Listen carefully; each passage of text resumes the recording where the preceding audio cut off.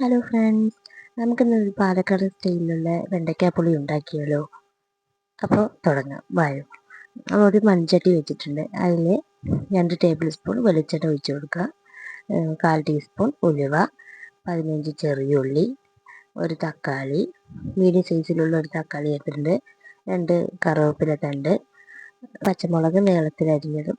ഇതൊക്കെയാണ് നമ്മൾ ഇടുന്നത്. ഫസ്റ്റ് ഇട്ട് കൊടുക്കുന്നത് നമ്മൾ വഴറ്റാൻ വേണ്ടിയിട്ട്. അതിനുവേണ്ടി ചട്ടിയിൽ ഉലുവ ഇട്ട് കൊടുത്ത് കഴിഞ്ഞ് പിന്നെ കുറച്ച് കറിവേപ്പില ഇട്ട് കൊടുക്കുക. കറിവേപ്പില ഇട്ടതിന് ശേഷം നമ്മുടെ ഇതിലോട്ട് നമ്മൾ ഉള്ളി ഒന്ന് ഇട്ട് കൊടുക്കുക. ഇട്ട് കൊടുത്ത് നന്നായിട്ടൊന്ന് വഴറ്റിയെടുക്കാം. ഒരു ഇത്തിരി ബ്രൗൺ കളറാകുന്ന വരെ നന്നായിട്ടൊന്ന് വഴറ്റിയെടുക്കണം.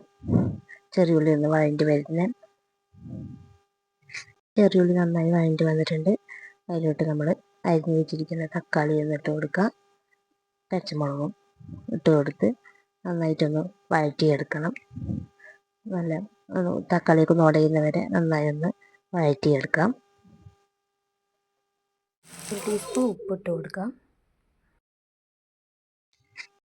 തക്കാളി നല്ല ഒന്ന് വഴണ്ടി വന്നിട്ടുണ്ട്. നമുക്ക് പൊടികളിടാം.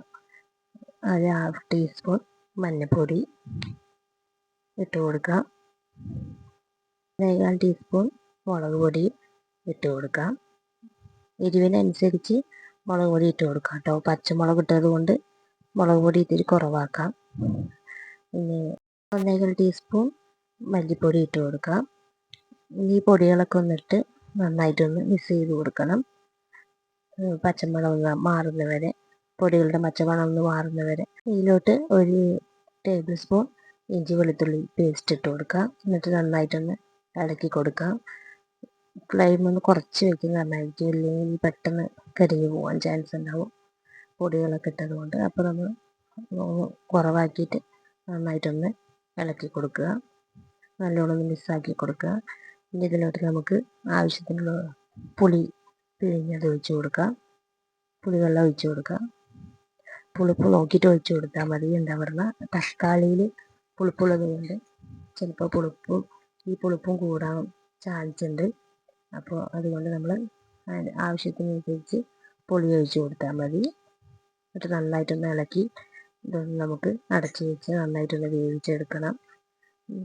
അതുകൊണ്ട് നമ്മളൊരു വെണ്ടയ്ക്ക നല്ല കഴുകി വാഷ് ചെയ്തെടുത്തിട്ടുണ്ട്. ഒരു 4 വെണ്ടയ്ക്ക നമ്മളെടുത്തിട്ടുണ്ട്. ഇത് അരിഞ്ഞ് നമുക്കിതൊന്ന് വഴറ്റിയെടുക്കണം. അതിന് വേണ്ടി ഒരു ചട്ടി വെച്ചിട്ടുണ്ട്. കുറച്ച് വെളിച്ചെണ്ണ ഒഴിച്ച് കൊടുത്ത് നമ്മൾ അരിഞ്ഞ് വെച്ചിരിക്കുന്ന വെണ്ടയ്ക്കയെല്ലാം ഇട്ട് കൊടുത്ത് നന്നായിട്ടൊന്ന് വഴറ്റിയെടുക്കണം. നന്നായിട്ടൊന്ന് വഴണ്ടി വരണം. നമ്മൾ വഴറ്റിയെടുക്കാം. കറി നല്ല തിളച്ചു. പൊടികളുടെ പച്ചമണമൊക്കെ ഒന്ന് മാറിയതിന് ശേഷം നമ്മൾ വഴറ്റി വെച്ച വെണ്ടയ്ക്ക അതിലോട്ട് ഇട്ട് കൊടുക്കാം. ഇട്ട് കൊടുത്ത് നന്നായിട്ടൊന്ന് ഇളക്കി കൊടുക്കാം. കറിക്ക് ആവശ്യമായിട്ടുള്ള 1 മുറി തേങ്ങ ചിരകി വെച്ചിട്ടുണ്ട്. ഇതൊന്ന് നന്നായിട്ടൊന്ന് അരച്ചിട്ട് നമുക്ക് കറിയിലോട്ട് ഇട്ട് കൊടുക്കാം. കറിയിലോട്ടിട്ട് നമുക്ക് ഇട്ട് കൊടുത്ത് നന്നായിട്ടൊന്ന് ഇളക്കാം. കറിയിലോട്ടിട്ട് നന്നായിട്ടൊന്ന് മിക്സ് ചെയ്ത് കൊടുക്കുക. തേങ്ങ അരച്ചതും കൂടി നമ്മൾ അതിൽ ചേർക്കണം. എന്നാലാണ് വെണ്ടയ്ക്ക പുളിക്കായിട്ട് ടേസ്റ്റ് വരിക. തേങ്ങയിട്ട വെണ്ടയ്ക്ക പുളിയാണ്. അപ്പോൾ നല്ല ടേസ്റ്റ് വരുന്നത് നമ്മൾ തേങ്ങയും കൂടി മിക്സ് ചെയ്ത് കൊടുക്കണം. അപ്പോൾ വെണ്ടയ്ക്ക പുളി നല്ലൊരു ടേസ്റ്റായി കിട്ടും. നമ്മൾ തേങ്ങയൊക്കെ ചേർത്തു നന്നായിട്ടൊന്ന് ഇളക്കി കൊടുത്തു. കുറച്ച് ഉണ്ടായിരുന്നു അത് ജാറിൽ, അപ്പോൾ അത് കുറച്ച് വെള്ളം ഒഴിച്ച് അതൊന്ന് ഒഴിച്ച് കൊടുത്തു. അങ്ങനെ നമ്മുടെ വെണ്ടയ്ക്കാപ്പുളി, പാലക്കാടൻ വെണ്ടയ്ക്കാപ്പുളി ഇവിടെ തയ്യാറായിട്ടുണ്ട്. നല്ല ടേസ്റ്റ് ഇവിടെ ഉണ്ടാവും. അപ്പോൾ എല്ലാവരും ട്രൈ ചെയ്ത് കമൻറ്റിൽ പറയാം. അപ്പോൾ നമ്മുടെ വീഡിയോ ആദ്യമായിട്ട് കാണുന്നവരാണെങ്കിൽ ഒന്ന് ലൈക്ക് ചെയ്യണേ, സബ്സ്ക്രൈബ് ചെയ്യണേ.